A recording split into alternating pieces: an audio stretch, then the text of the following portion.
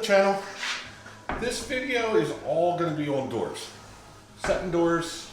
It's going to be a two-part video. The first one is going to be on pre-hung doors, like this one.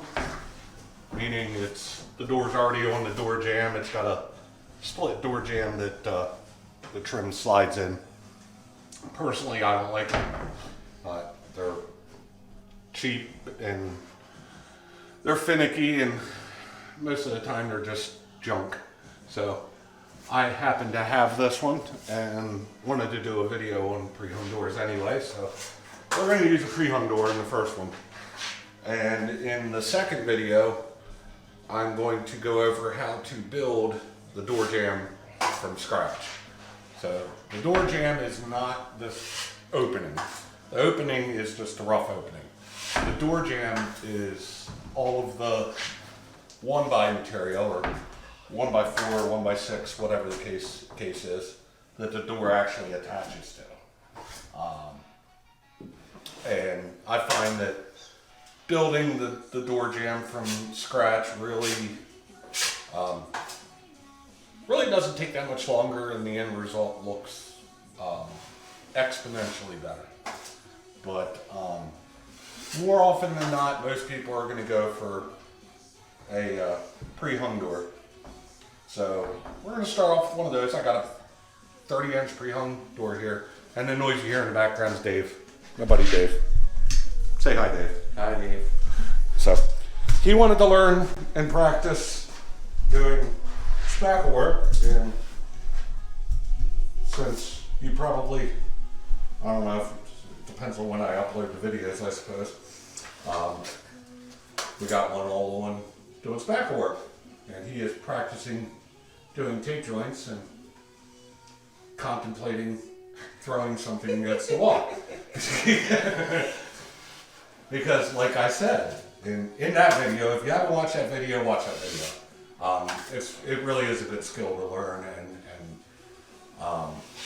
I do mention in there that it can be very frustrating, and he's finding that out. So I should just turn the camera on him. I mean, it'd be freaking hilarious, but we're not going to do that today. We're not going to do that to him. He's doing all right. He's getting it. It just takes time, and it's frustrating. But this one's on doors, so we're going to do the 30-inch pre-hung door, and this is a right-hand swing. So with the doors in swing, they can be confusing. I don't know why, it's kind of self-explanatory, but right-handed swing, it means it swings in to the right. So that's exactly what this door's doing. We got to swing it into the wall. And if I did my math right, it doesn't hit the closet door. Yes. It's okay. Leave it alone. Okay. You'll learn that as part of doing mud work, is learning when to say, stop messing with it. And you have to tell yourself that, along with doors. At some point, I'll have to look at this door and be like, it's a pre-hung piece of junk, stop messing with it. You'll probably get to see that at some point. But anyway, starting out, I like to at least test fit the door, make sure that your rough out opening is large enough, and you don't have any issues where you may have to cut it to height. You are going to need a couple tools for this. A hammer and finish nails if you don't have pneumatic nails, or a air nailer. If you have an air nailer, by all means, I'm going to be using one of those. You can make noise, it's okay. They know you're there. So multiple things going on. It's job site. But you're going to need hammer, nails, or an air nailer. It's probably a good idea to have a nail set at times.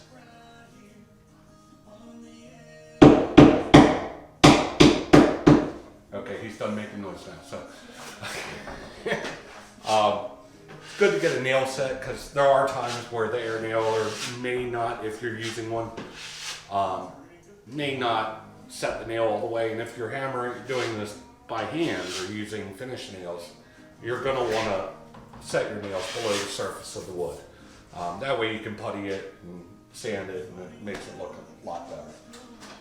You're also going to need shims. They may not look just like these. You can buy packs on them at, any of the big box stores. These are what we're going to use to adjust the door so that it closes properly and it's plumb and level and everything. And you're also going to need a 4-foot level will work just fine. If you have a 6-foot level, these work better. Most people are probably not going to have one of these. The end result is pretty much the same, but these are made for doors. So first, starting off, the first thing I like to do, because it's a little overwhelming sometimes trying to manage this whole door, because you got things moving around in all different directions and it can drive you crazy. So since the door does open and close already, I've already test fitted it does open and close, so I don't have any interference issues for height or anything like that. Take a shim, the fat end of a shim, because you are going to have a little bit of wiggle room in here because we built our roughed out opening larger just for that. I start on the hinge side. So what you're going to want to do, go ahead and put your shim in there and bring your door so that the trim on the other side of this, I'll show you once I nail this into place, is flush against your wall, and it's tight against that, tight against your shim. Throw a nail on it. And that didn't do anything. There we go. So that at least holds that side of the door. Now it's one less thing you got to worry about trying to manage and deal with, and your door will actually shut at this point. Now it's hitting down at the bottom. I'm not super worried about that just yet. But what we're going to want to do is go ahead and put another shim at the bottom of your wall. You can pull the jamb out just a touch, just like that. And put it tight with your framing. So what we're doing is we're going to check our framing to see if that's plumb. And by plumb is vertical, level is horizontal. Dave's wife's here too. She's laughing because she doesn't. I'm not even going to get into that. So anyway, so I now have the same spacing at the top and bottom. So we're going to go ahead and put our level in there. And looks like it's pretty close.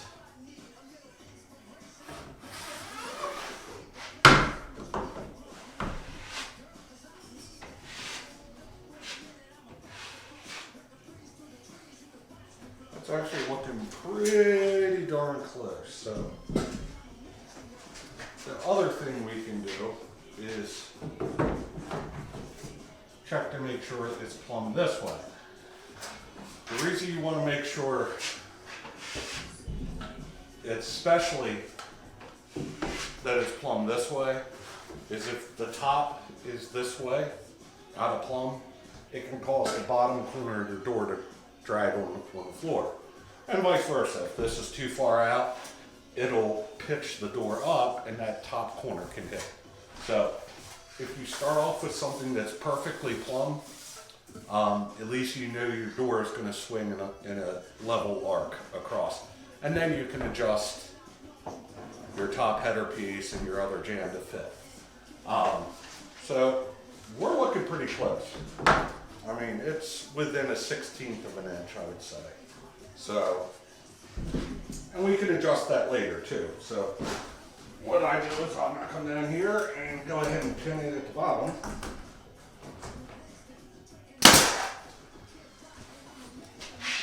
And then grab another shim and go right here. So I'm doing this right by the hinges on purpose. That's where most of your force is going to be when you're opening and shutting the door. So that's where you want your support behind this to be, is right in those areas. So go ahead and put another shim in there. And check, see what we got.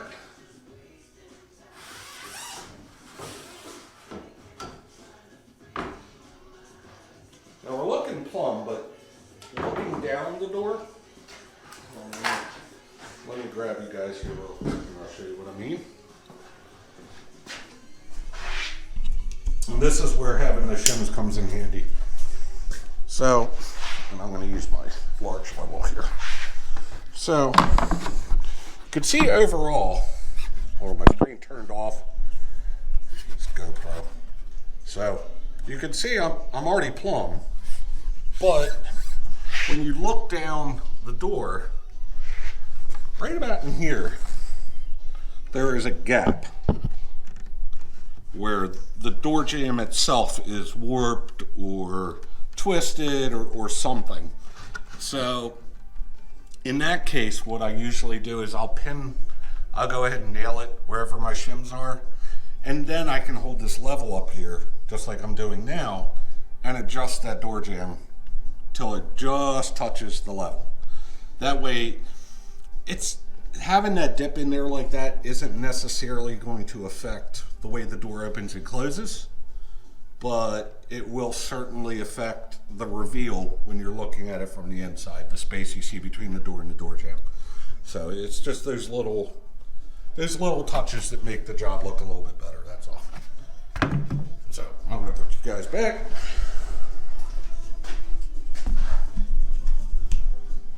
And I'm going to go ahead and adjust this door.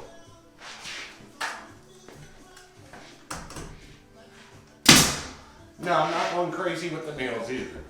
I am going to come back and finish nail this in more places, but right now while you're doing all the adjustments, it's better to put the least amount of fasteners as possible. That way you can adjust it if you have to. So, grab this. Sometimes it's helpful to have a pry bar. You can come in here and move the door jamb out just a little bit so you can slide your shim in. So this is not a fast process. It's kind of one of those things where you just make a small change and then check it. So that closes that gap up quite a bit. It needs to come in about another 16. So take another shim and our pry bar, wherever I put that.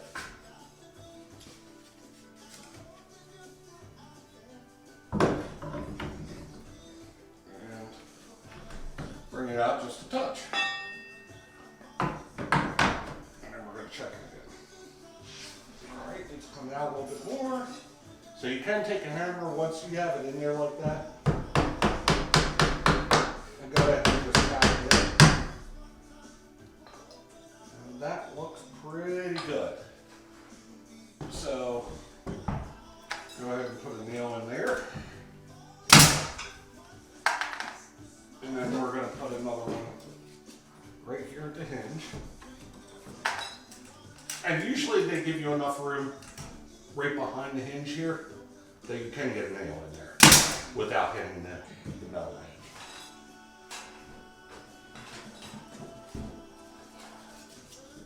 And we're going to put one right here.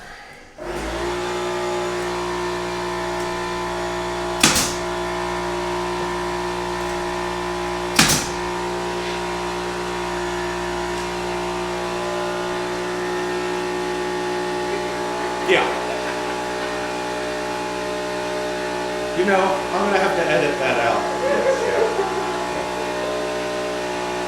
Or not. Maybe I just leave it in there. The hell, I don't know. Dave's making noise. Joanne's making noise. The air compressor's making noise. I can't hear myself think. That's pretty neat how you shut the door and the noise goes away. So you can already see we got an issue down there at the bottom. So move. So at this point, since we got the hinge side set, so it opens opens all the way, doesn't hit anything. It's nice and plumb. Another way you can check to see if your door is plumb tilting this way. A lot of times if it's not plumb up and down, your door will move if you let go of it. So if you have doors in your house that you let go of and they open up or they close slowly by themselves, because the door isn't plumb. This one doesn't move. So that means we did a good job when we framed it. So what we can do with this, now that we got the door plumb, so I'm having to push on that top corner, so that means that needs to come this way. And any kind of little gap that you get here where you may have to, because things are twisted, the door may be twisted. These are all the things that I avoid when I do build the jambs myself. That can always be dressed out with a bead of caulk. It's not the end of the world. Of course you could, that's really not that severe at all, so I could push that in. Actually looks pretty good. So what I'm looking at is the reveal. So you look at the top of the door, I'm looking at the gap at the top of the door, and it tapers down just a little bit on this side. So this jamb needs to go up just a touch. About there. And then you want to check your reveal going down the door, how it gets a little tighter at the bottom, so we know we need to shim it over a little bit. So what I find is easiest for this is I'm going to run my air hose through the door handle like this.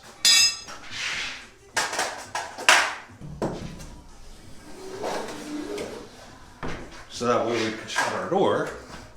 And since we already have one side attached,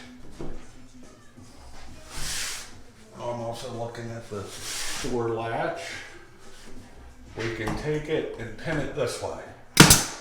So that sets my height.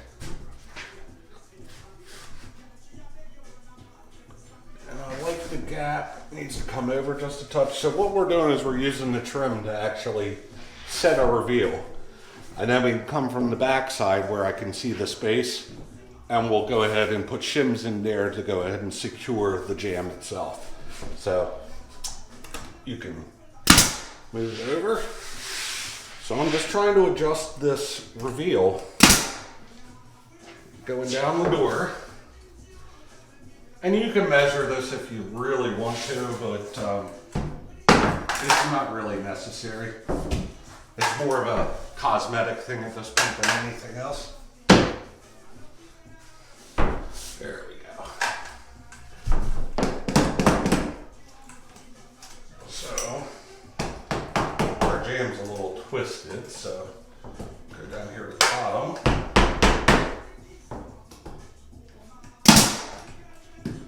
And pin that.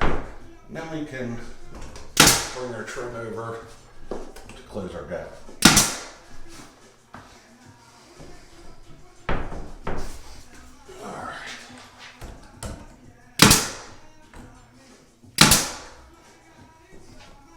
And then, alright, so now, believe it or not, we are about done with this. At this point, you just grab a couple shims here, And probably, I would say probably four spots.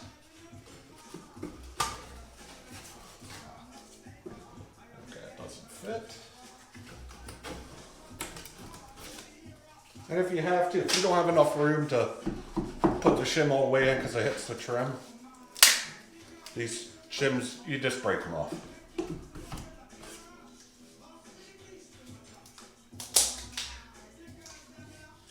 And there we go.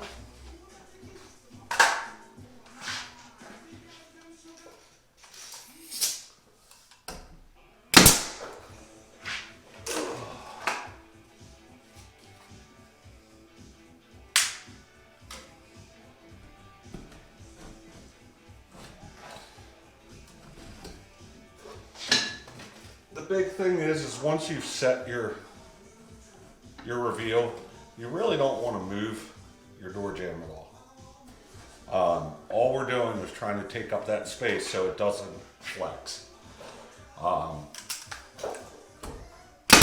So keep that in mind when you're putting these shims in. We don't want to push the door jamb out because then you can end up with issues with closing and it doesn't like to cooperate sometimes.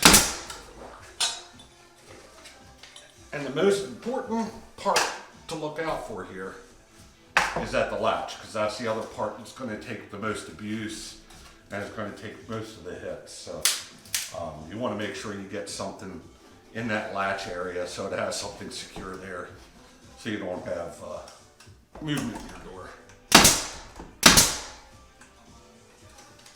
And like I said, we just snap them off.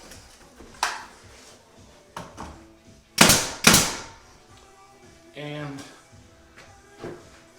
as far as this door is concerned, since this side of the door is unfinished and I do have to pad the rest of this wall out some more, we're not going to be installing the trim, the other portion, the other half of the door jamb. Show them where you put the shims in? Yeah.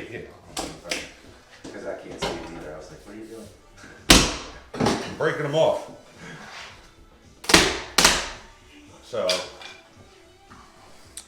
when I said I'm taking up the gap, I wanted to get it finished. So that right there is our rough opening. And this right here is our door jamb. So when I'm putting these shims in, I'm just taking up that little bit, that 1/4 inch going down. And the same on this side. That's where I put the shims in. So at this point, all you would have to do if this was a finished wall on this side, which it's not, is you just break your shims off and then you have the other portion of your split jamb that came apart, which is right here, which separates, and that slides right into this groove right here. So it's just a matter of sliding it in, making it tight to the wall, and nailing it. That's why everybody uses these pre-hung doors, because they are very, very easy and fast to install. But at the end of the day, they're really not the best quality doors. And they don't always fit every application. If you have walls that are plaster, for example, typically a plaster wall is going to be significantly thicker than a regular drywall wall. The plaster is thicker, and a lot of times you don't have enough flexibility or depth with these split jambs, and they just don't fit. So you go to put the split jamb up there and it doesn't actually reach this jamb. And then you're running into a host of problems where then you gotta figure out how you're gonna do jamb extensions on it and make it look seamless, and it just becomes a nightmare. It's just easier and better to get like a 1x6 and go ahead and build it from scratch, the proper width or depth from the very start. So that's basically how you install a pre-hung door. It's just put it in the hole and shim it into place. I mean, it's very, very easy to do. What happened to my music? I was trying to look to see who was singing this song, and I hit a button, and it stopped on the solder here. I swear. What? Oh, I paused it. Wow. Anyway, that's just that easy. Apparently, it's easier to hang a pre-hung door than figure out who's singing a song. So, what? Sorry, you got that weird case on it. I didn't know I had a button. Right. Anyway, so as you can see, our door, it shuts nice. It's got a nice reveal, nice even gaps all the way throughout. The space at the bottom is going to work out good because I am putting carpet in here. So we got about 3/4 of an inch at the bottom. That should clear the carpet fine. If it doesn't, you can always trim the bottom of the doors. The bottom, you have about 3/4 of an inch. Music's bad.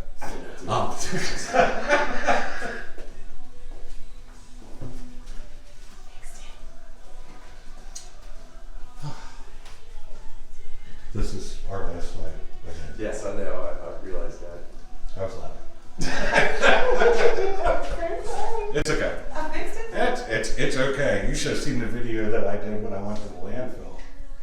That was gold. That was like comedic gold right there. But yeah. So pre-hung doors, very, very easy to do. Super, super simple, real fast. Trade-off is the build quality really isn't there, which you'll see when I do the video on these two doorways. Both of these are going to get custom-made door jambs from scratch, and you'll see there it's really not that much more difficult to do to build them from scratch, and the end result looks much, much better than a pre-hung door. So till we get to that part, we're going to sign off, and if you guys got any questions, comments, stuff you would like to see, please leave it in the comments below. Don't forget to like and subscribe. Support the channel, because this is really the only support I have is coming out of my pocket on this. So all your support helps.